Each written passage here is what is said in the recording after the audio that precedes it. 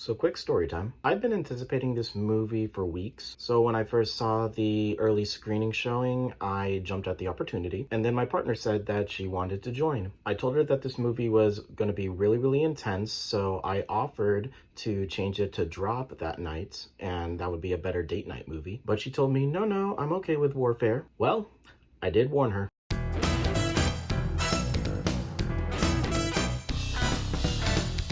Welcome to the channel, comrades. I just experienced Warfare. This is co-directed by Alex Garland and Ray Mendoza, and it recounts a certain mission from the Battle of Ramadi in the Iraq War from the eyes of a platoon of Navy SEALs and told in real time from their memories. So here's one of those times that I need to remind everyone, and for anyone stumbling on my videos for the first time, tell you that I am still learning to fall in love with the medium of cinema. So I have only seen a handful of war films. And when I filter it further, 1917 and All Quiet on the Western Front, and technically the last act of Civil War, Alex Garland's last film, those are the war films that are at least close to warfare in terms of soldiers and combat. So feel free to take it with a grain of salt when I tell you Warfare is one of the more intense war movies I've ever seen. I do want to talk about the directors first, and I'm sure this isn't new information because A24 has marketed the hell out of this movie. But Ray Mendoza is a military veteran and he's worked on a number of film projects. It's also his directorial debut. But Warfare accounts a story from his platoon, so it's personal to him. Mendoza was a military consultant on Garland's last film, Civil War, a movie that I liked, but I was absolutely mixed on as well. Personally, I had issues about the lack of context surrounding the Civil War. It wants to stay aggressively neutral, and yet it doesn't want to engage in the political climate that inspired the film. It attempted to be a warning for the future, but refuses to give you the signs. We just try to stay out. It just left me wanting more, wanting to find a better execution for the message of we need to put our differences aside to make strides, compromise, and conversation. And oddly enough for Warfare, those ideas kind of flip-flop. We have the context because this is based on true events, but now there seems to be no agreement about whether this film is pro-military or anti-war. Except, I don't think Warfare is trying to take a stance. It's presenting the reality of war, the devastation of it, the horrors of it, the logistical side. It's why I said I experienced Warfare and not I watched Warfare. Warfare impressively drops you in the line of fire, and it is immersive in how it does it. I know the Academy Awards just happened, but this is the first movie from this year that I'd seriously consider for some nominations. First and foremost, sound. If you can, watch this in theaters.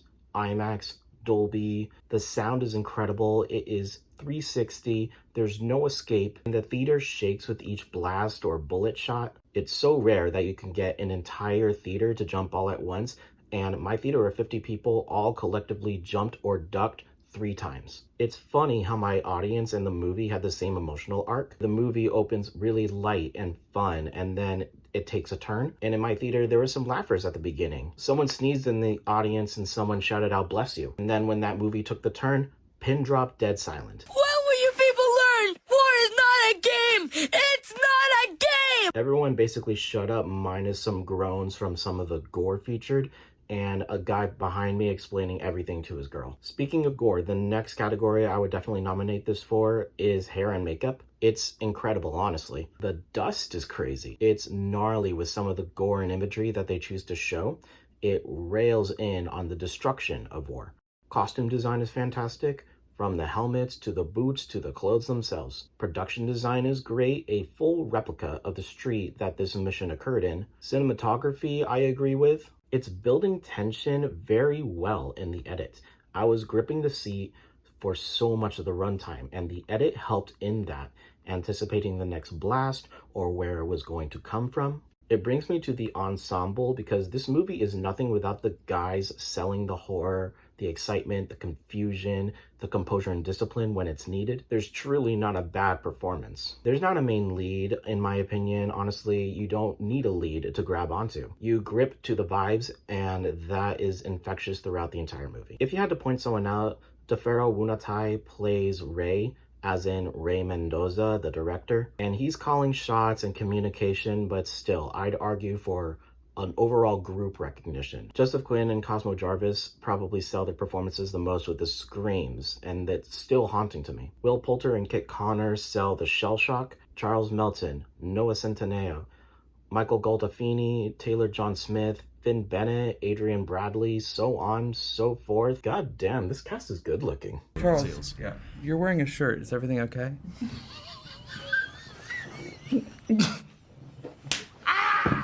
But now we should circle back to everything I brought up first. Is this movie pro-military propaganda or anti-war? Once again, I don't think the intention is to divide the audience like that. I think it truly presents the events as is in real time. It's probably the fact that these events are still so recent that it probably leaves a bad taste in people's mouths. And sure, this war and events could have been avoidable, but so can all war, period. If you come into a movie knowing it is about US troops in Iraq, I'm sure you're bound to bring in some baggage and bias. I'm anti-war, and I sadly understand there is a need for protection, but I can see where both sides are coming from in this conversation. Biggest example, there is an Iraqi family in warfare, and the way that this group is treated throughout the film shows the complexities of right and wrong, and in a war zone, no less. I'm dancing around spoilers, so I can't really tell you what happens, but I had this discussion with my partner leaving the movie, how she was not a fan of how that was represented, and I was a bit more understanding as to why they represented it that way.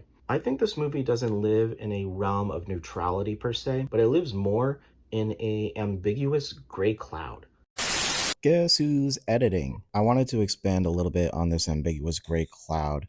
I tried to in the original review, but I was tired and exhausted and incoherent from the movie itself. So here's try number 2. When you look at the sound design itself, I think it leans both ways in both getting your adrenaline going, but then also taking those moments of silence and muffling the sound in the background. Like we see people staring at the carnage that is occurring right in front of their eyes. People are shell shocked, and you see those attitude shifts from the soldiers. Think about that opening sequence when they're just so full of energy and they're trying to get themselves pumped up for this mission, to when things go wrong in the mission and all of a sudden their spirits are broken. I think it just leans in more on the idea that this movie is built on memory. That's something they keep bringing up in the marketing. Like, we remember the time that the energy shifted. I remember when it was the good times and when it was dire time. Even fast forwarding to when other people come to rescue the platoon and having those adrenaline pumped energies mix with the energies of the people that just went through tragedy. Even fast forwarding to like the very end of the movie when the jihadists come out into the street and our American tanks are driving away. It's so haunting because was there a point to this? Did anyone win? You see like the destruction of the town, you see our soldiers retreating. It's, again, haunting is the only word that comes to mind. Even fast forwarding to the credits themselves when they do side by sides of the actors with the people that they are portraying, and a number of their faces are blurred or redacted. Again, are we trying to glorify these people as heroes, or what I kind of took away with it, putting humans and a real life face to the center of this story, this ordeal? Like, yes, we had fun making the movie itself, but we also paid so much respect to the people involved. Is it supposed to be a heroic thing or a tragic thing? Like, showing exactly what we put our young men and women into when they sign up for this kind of thing or when they get drafted into this kind of thing. And I will circle it back to the Iraqi family. It is easy to sympathize with them because, yes, they are civilians and their home is in peril and in the middle of crossfire. But I also don't see how anyone can't feel any sympathy for the men in this movie either. It really feels like a litmus test to how we react to humanity in peril. I think it again drives home the point that there really is no winners in war, only losers. And while many stories about war prop certain people up as heroes or standouts, that's never always the case. Where warfare succeeds for me and Civil War does not is providing the how we made it to this point. It doesn't matter the right and wrong in the moment, it's about the next steps to make it home alive. We seem to have made it to a point where the catalysts no longer matter and how we are focused on an end goal. And in Civil War, it's difficult for me to do the same, especially when several different characters we meet along the way have stances and motivations rooted in something not fully established. Warfare trusts the audience to make their own conclusion with real life context and real life stakes. And those conclusions are supposed to be formed and discussed when we leave the theater.